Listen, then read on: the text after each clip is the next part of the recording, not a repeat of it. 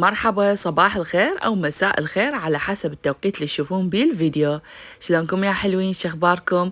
إن شاء الله كلكم تكونون بخير وصحة وسلامة وعافية. اليوم أنا وين مثل ما تشوفون؟ أنا ببيت أهلي، الحديقة هاي اللي إحنا محرومين منها، الناس اللي ساكنين بالمجمعات وبالشقق ما عندنا هيك حديقة حلوة.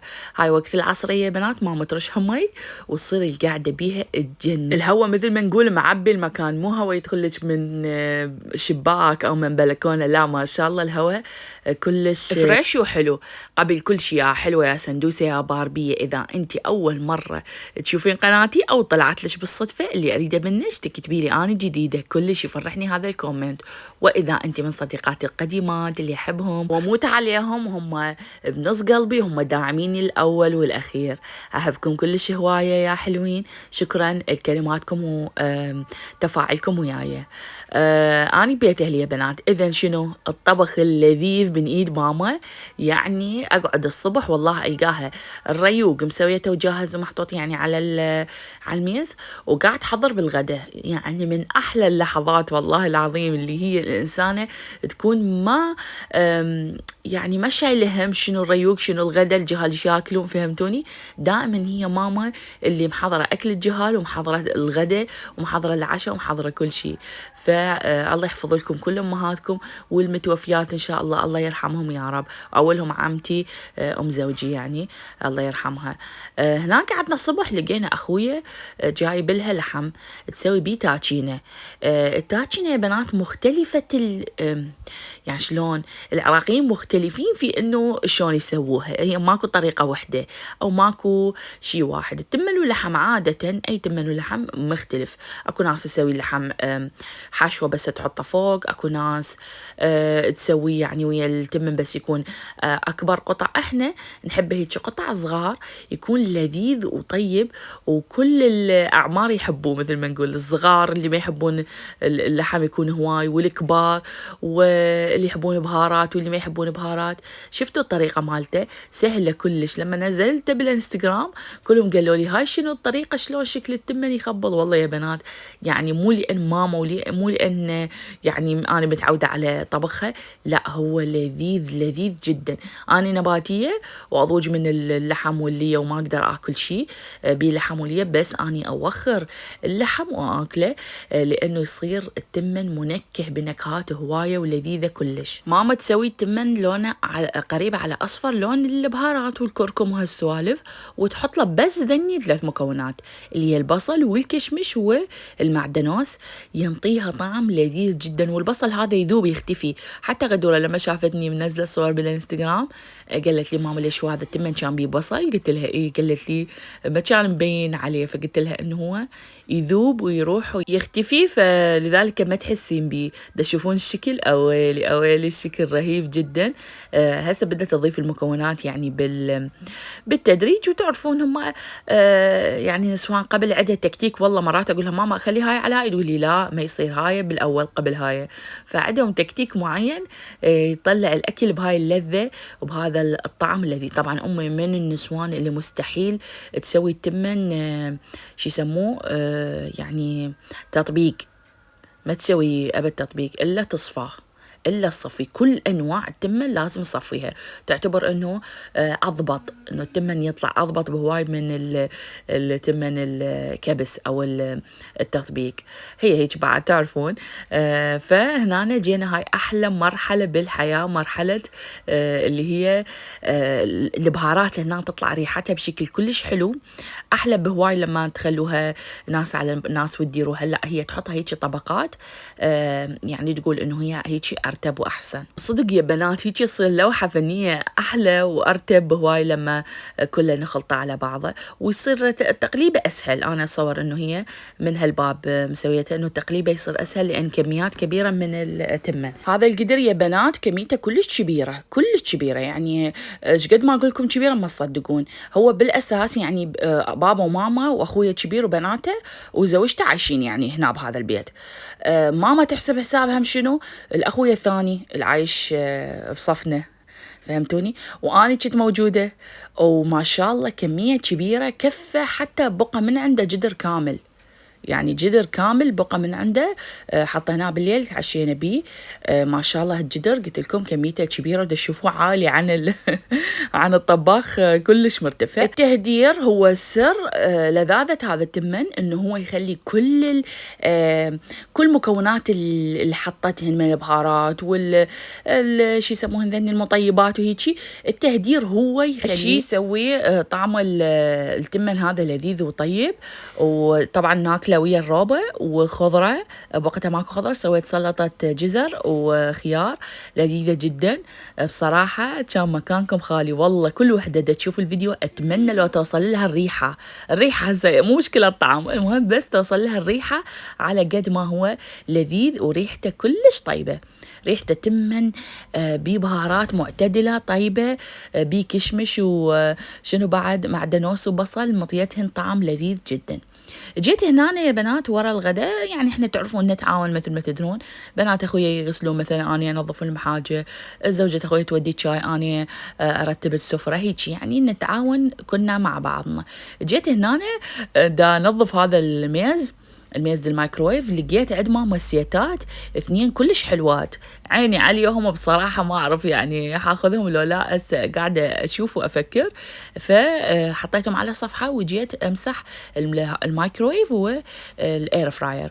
بصراحة يا بنات والله أنا من أهلي جابوا الإير فراير أشوفهم ما يستخدموه، وبصراحة هواي ناس ينضربون بيه بوري يجيبوه ما يستخدموه. فقولوا لي أنتوا شنو تجاربكم وياها هاي القلاية الهوائية اللي هي اسمها إير فراير بالإنجليزي، على أساس هي ليش اسمها، هي تستخدم الهواء الحار في إنه تحمي الأكل وتبعد عنا الرطوبة. أنا بصراحة ما مجربتها وما مشتريتها وما أفكر أشتريها، لأنه أحسها يعني أحس بس جماعة الأكل الصحي وهيك، يعني مو كلش ويا الأكل الصحي، تعرفوني كل زين، يعني ما جاي ببالي أبدا إنه أجيب إير فراير أو قلاية هوائية. بنات هواي يدخلوا لي إنه شنو النوعية الزينة، وهاي أقول لهم والله ما أعرف، أني تقولوا لي شنو النوعية الزينة، لأن أنا ما عندي خبرة بيها نهائيا.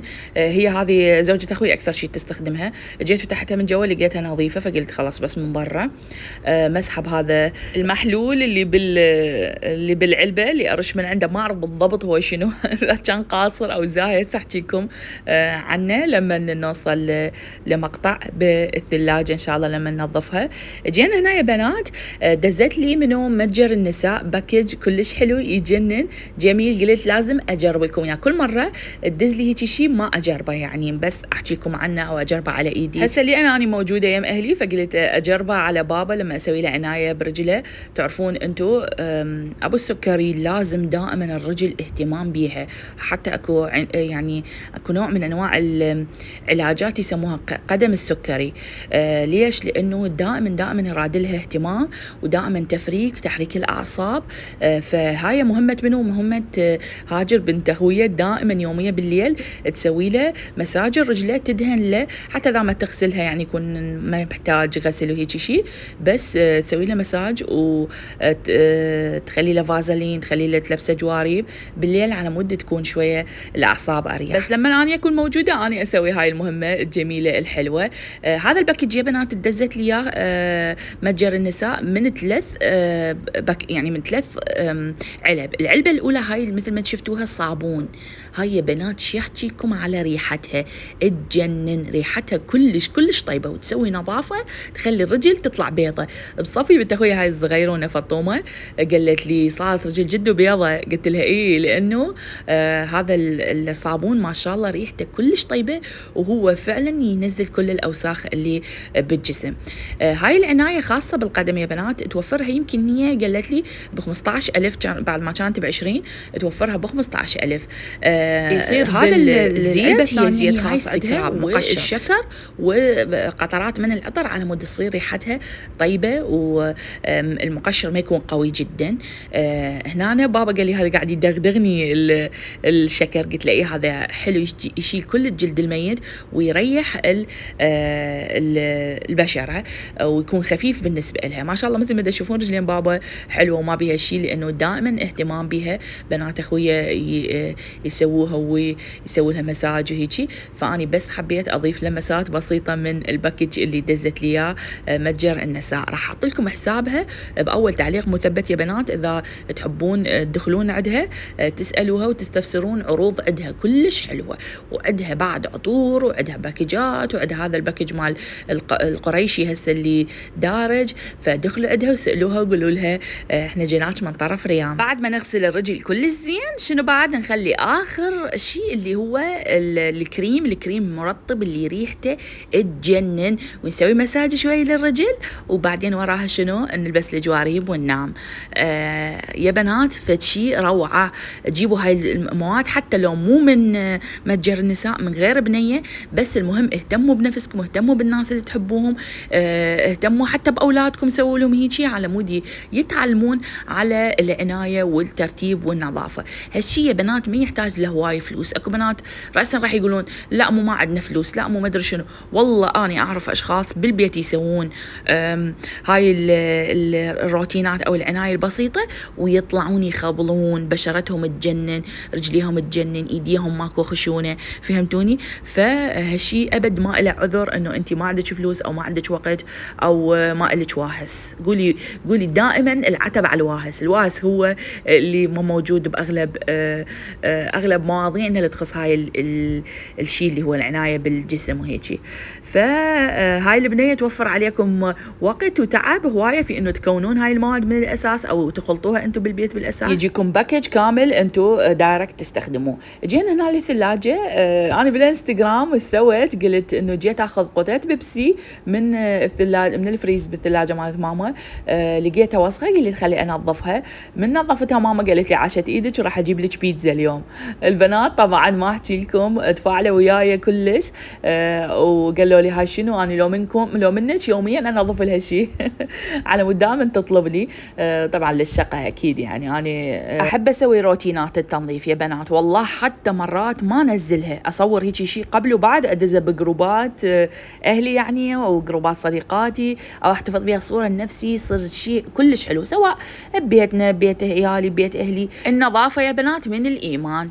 طبعا قاعدة أحكي هيك بس أنا بهذا الوقت دا أصور بيه، اللي دا أصور بيه هذا اللي هو دا أسوي بالثلاجة، كانت الدنيا حارة نار ومطبخ بيت أهلي ما شاء الله كبير كلش، وما بس يعني مراوح. فكنت بهاي اللحظة لا أريد النظافة ولا أريد أنظف، وساعة البيضة قلت لك حسوي بها الثلاجة، وكانت الدنيا نار. الله يعين يعني كل شخص يطلع برا يشتغل بهالجو بهالحر هذا. وش نسوي بعد هاي، وهذا حرنا بالعراق وهذا طقسنا.